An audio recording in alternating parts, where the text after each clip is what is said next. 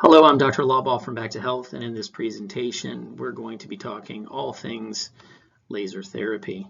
We have been using laser therapy at Back to Health for the better part of 4 years now, and really it's helped us to get great results for our patients, get those results faster, have better outcomes, and it's also given us the opportunity to treat some conditions that we would not have been able to treat otherwise. And we get lots of questions about our laser therapy, so tonight I'm going to try to answer some of those questions. Laser therapy is also known as low-level laser therapy, or LLLT, cold laser therapy, red light therapy, near-infrared light therapy. Basically, there's an entire branch of science studying how we can use light and light frequencies, light energy, to get cells to do things that we want them to do, mainly to heal better, heal faster. That branch of science is studying something called photobiomodulation, and that is using light energy to change cellular function. And there really is a long and rich history to study for light therapy. Actually, in 1903, the Nobel Prize in Medicine was awarded to Niels Ryberg-Finsen, and he was using sunlight to treat tuberculosis. So they were basically putting people suffering with tuberculosis out in the sunlight, and lo and behold, they were getting great results. And while in theory the math was done on lasers, in the 1920s and 30s, the first real lasers were being developed in the late 1950s and early 1960s. In 1967, a Hungarian physician, Andrei Mester, developed the first low-level laser therapy device, and he was able to demonstrate empirically the positive effects on wound healing. So shining the laser on wounds and getting them to heal faster and better. And this property of light and its ability to facilitate wound healing was also noted by NASA in the early 2000s as they were experimenting with using red light in space to make plants grow. They also tend to notice an interesting side effect, which was that the wounds, the cuts and the nicks on the hands and arms of the astronauts that were tending to the plants and exposing themselves to these wavelengths of red light, their wounds were healing quite notably and quite quickly. And in fact, now there is a huge body of research that is growing, which seems like almost every day, on how to use light to affect cellular processes in the human body, mainly on healing, growth, and repair of tissues. Anything from skin disorders to eye disorders to brain issues and brain disorders, nervous system disorders. It seems like almost every day there's new research coming out about using light to get the body to heal, grow, and repair. And in fact, if you go to PubMed.org and you just type in photobiomodulation, you'll see over 10,000 papers on the topic. So here are a couple of papers in using light therapy to help with eye disorders. Macular degeneration is just a very debilitating, difficult condition to treat. And in this paper here, they showed that exposing the eyes to various different frequencies of light over various different time frames actually showed significant, statistically meaningful improvement in macular degeneration. I think that's fascinating. The paper on the left here, I pulled this one out because it foreshadows a couple of things we're going to be talking about, but basically they found that color contrast sensitivity was actually enhanced in patients that were being exposed to 670 nanometer wavelength light. And they speculated it was because of improved mitochondrial function and the restoration of proper ATP in the cellular function. Just some words right now, but I just think it's really neat because we're seeing this in eye care, which is very far away from the types of things we treat in our clinic. But it just goes to show that light therapy is being studied on all different kinds of conditions for the human body. For the types of things that we treat in our clinic at Back to Health, we do musculoskeletal work, right? So we do neck and back pain, tendinitises, bursitis, sprains, strains, pulled muscles. We have just found that red light therapy, laser therapy has been absolutely, it just takes our treatments to another level. We are getting results with patients using our laser therapy that you just can't get with any other type of modality. And really the big thing with this is the laser's ability to assist in the resolution of inflammation, so speeding up the healing process. One of the most reproducible effects of PBM is an overall reduction in inflammation, which is particularly important for disorders of the joints, traumatic injuries, and then they go on with lung disorders and the brain, which is just another really interesting topic. The newest frontier of the application of light therapy, particularly class 4 med lasers, and how they can help the body heal, grow, and repair is actually in traumatic brain injuries and mild traumatic brain injuries, such as concussion. So there's lots of really new and interesting things coming out as they're studying how to use these intense application of intense light frequency to heal brain and nervous system tissue. But regardless, the point is that exposing the cells of the body to certain frequencies of light at the right intensities for certain durations of time, we can actually cause cells to do the things that we want them to do. We can cause them to heal, grow, and repair. So the question is really, well, how does exposing a cell to light, how does it actually do that? And for this particular video, we're not doing a full weekend-long seminar on how it works, but I'll give you kind of a quick version of it. If you really want the extended version, I recommend this book here, Laser Phototherapy, Clinical Practice and Scientific Background. It's actually a 957-page book, and it has 2,534 reference scientific papers in it. I actually have this book in a copy of PDF. If you want to read it sometime, feel free right before you go to bed. It'll really put you to sleep. But actually, it's a really interesting book, and you probably actually could digest it. It's written very easily for people to understand. But how exactly does light get converted to something our body can use to stimulate healing, growth, and repair? It's very lengthy, to say the least, to understand the mechanisms, but it's also very interesting. So the basic version of how this all works, how your cells can be exposed to frequencies of light and cause them to do things, is to understand basically this. Your cells need energy to heal, grow, repair, and regenerate. Okay? So if we go back to 10th grade biology, you'll remember this picture here where inside of your cells, you've got all these little things called organelles, right? So you remember we have the nucleus, the ribosomes, the endoplasmic reticulum, the Golgi bodies, right? Remember all of these? The one that's important that we're going to be talking about is the mitochondria. And the thing that you need to know about the mitochondria is that the mitochondria are the powerhouse of your cells.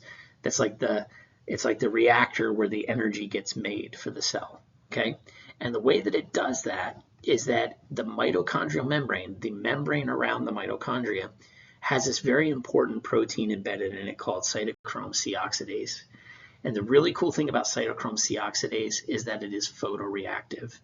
It can actually be activated by being exposed to light. It has the ability to absorb photons of light energy, and it makes it more active.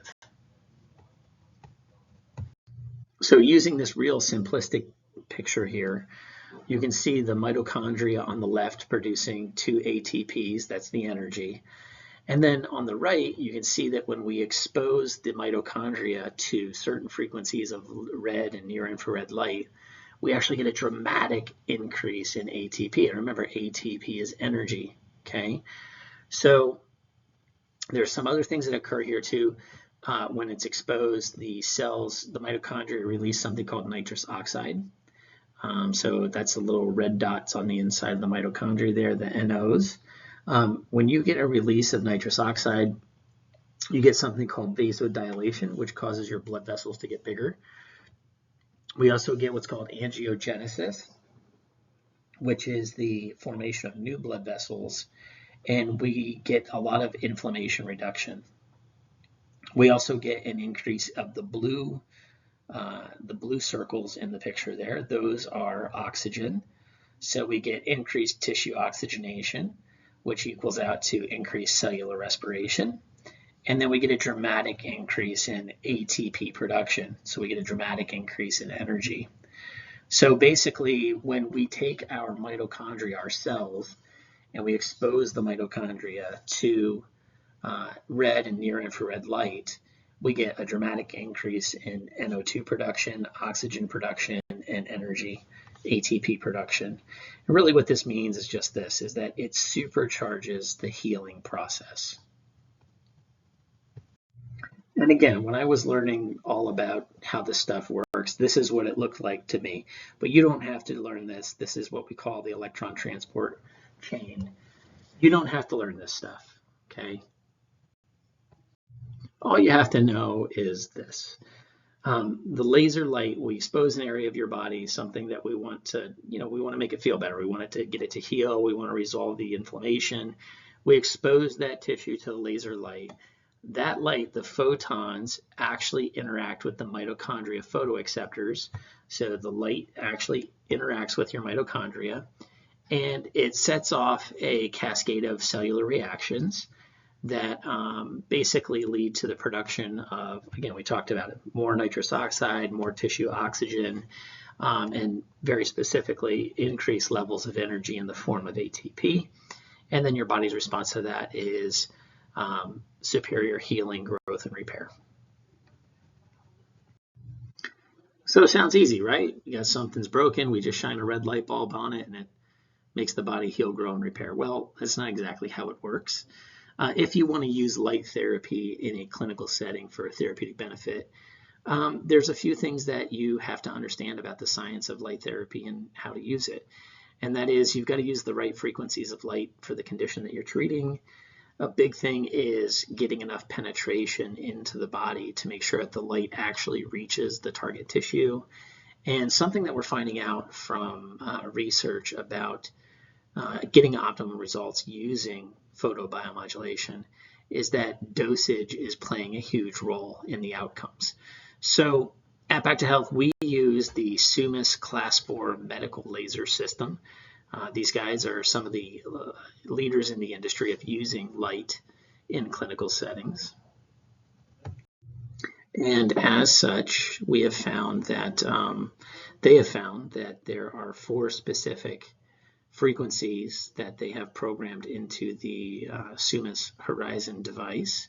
They are 650, 810, 915, and 980 nanometers. And each one of these frequencies actually targets a very specific physiology of the body and different aspect of the cellular response. So for instance, 650 nanometers doesn't really penetrate very deep, but it works very good for superficial wounds, whereas the 810 nanometer does very well for targeting the mitochondria to boost that ATP production.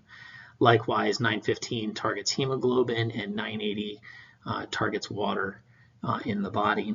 So when we look at the visible spectrum, which basically ranges from somewhere around 400 to 800, you'll see that only one of the frequencies that are used, the 650 nanometer, is actually visible light. It's in the red spectrum. The other 3 frequencies, 810, 915, and 980, are what we call near infrared light. And that's actually not visible to the human eye. So when we're operating the laser, there are times where it looks like there's nothing coming out of the end of the laser, and it is. It's just not visible light. It's near infrared light. Another thing that we really like about the Sumis Horizon system that we have in our clinic is that it's bringing sufficient amount of power, which is also known as wattage, to the treatment. Basically, lasers are rated, therapeutic lasers are rated as class 1, class 2, class 3, class 4. And as you go up the classes, the strength, the power, the wattage goes up. So a class 2 is less than 1 milliwatt. Class 3 ranges from 1 to 500 milliwatts. and class 4 lasers are anything over 500 milliwatts. Our laser that we use in our office peaks out at 30 watts, which is a lot. And the really interesting thing about outputting that much power, that much wattage, is that dosage, which is the single most important thing we find in the research regarding getting the effects that everybody wants. Dosage is equal to power times time. So the stronger the laser is, the more power it has, the lower the treatment times can be to get the appropriate dosage. So prior to class 4 lasers being developed, to get a therapeutic amount of exposure to an injured tissue, we would have to treat somebody for 20 to 30 minutes. With our class 4 laser, our treatment times are like 5 minutes. And that's for your average back pain condition, neck pain condition, tendinitis, bursitis. You're looking at 5 to 8 minutes of exposure time to get that really good therapeutic dosage, which is great because everybody's short on time these days. Everybody wants to get in, get their treatment, and get on their way and feel better. So class 4 lasers have really given us the opportunity to do that. So if you're using laser therapy in another clinic or something like that, ask them what class they're using: class 2, class 3, or class 4. Really, class 4 are the newest, highest wattage lasers that are available on the market today. And again, they really do help getting therapeutic dosages in relatively short periods of time. Another thing that's very important when using light therapy is making sure that you're getting the appropriate depth of penetration. So again, class 2s, very good for superficial issues. You'll find that class 2 and class 3 are used quite a bit in superficial tissue healing. So cuts, scratches, scrapes, post-surgical wound care for getting rid of making sure that the incision site has a minimal amount of scarring and heals quicker. Class 2, class 3 lasers can penetrate anywhere from millimeters up to a centimeter deep in the body. However, when it comes to healing musculoskeletal injuries, again, common pain conditions that we see at Back to Health, tendinitis, bursitis, things like that, the class 4 lasers are the only lasers that are producing enough power and wattage to drive that light multiple centimeters deep into the body. This is particularly important in our treatment of peripheral neuropathy. Really, peripheral neuropathy, if you're using a class 2 or a class 3 laser, you have no business in treating peripheral neuropathy because that light's just not getting down deep enough to get to the nerves that are causing the problem. So again, in addition to putting out therapeutic dosages in relatively short periods of time, these class 4 lasers have the ability to really penetrate that light deep into the body to get down to those tissues and get the results that patients are looking for. So another really cool thing about the Summos Horizon class 4 laser that we use in our clinic, it's just quite simply the most advanced laser in the market right now. And one of the things that makes it so advanced is that it has 143 pre-programmed condition-specific treatment settings to optimize target tissue response. So obviously, if we are treating a rather superficial injury like a patellar tendinitis, where there's not a lot of, there's not a lot of tissue right there, it's very close to the surface of the skin, you're going to use that laser is going to use different frequencies of light. It's going to use different intensities of those lights. It's going to use different wattages to drive the light. It doesn't have to drive it so far down into the body, right? So it automatically custom tailors the treatment protocol to the specific condition that we are trying to work on with the patient. Likewise, if we're dealing with a deep rotator cuff injury, we can program that into the computer so that the laser actually uses deeper frequencies, higher wattages to drive that light down to the tissue to get optimum exposure, optimum dosage to the target tissues. this is just completely unmatched in the industry, and no other platform that we looked at was offering this type of specificity and the ability to really get down and use targeted tissue responses. So I say here, superficial cuts versus muscle strains and tendonitis versus bone fractures versus peripheral neuropathy.